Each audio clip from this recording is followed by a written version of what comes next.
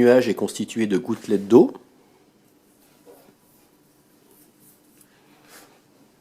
Et comme dans ce nuage, il y a des courants ascendants, des courants descendants, ces petites gouttelettes d'eau vont constamment s'entrechoquer.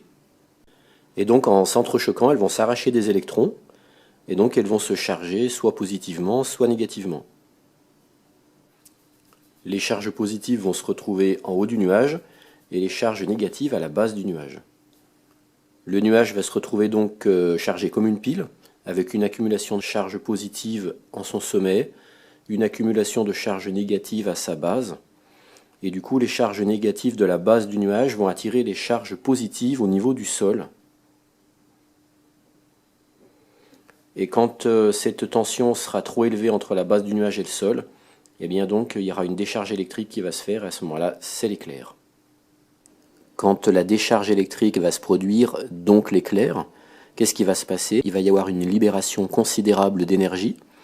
Cette libération d'énergie va produire de la lumière et va aussi faire littéralement exploser l'air par lequel passe le canal de foudre.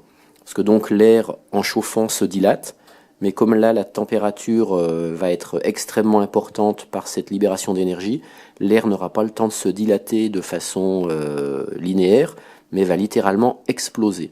Et donc c'est cette explosion qui produit le tonnerre.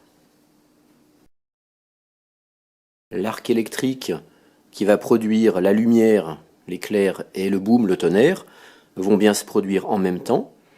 Mais comme nous sommes situés heureusement à une certaine distance du phénomène, la lumière va nous parvenir d'abord, on verra l'éclair, et ensuite le boom, lui, va nous parvenir avec un certain décalage lié au fait que le son se déplace beaucoup moins vite que la lumière.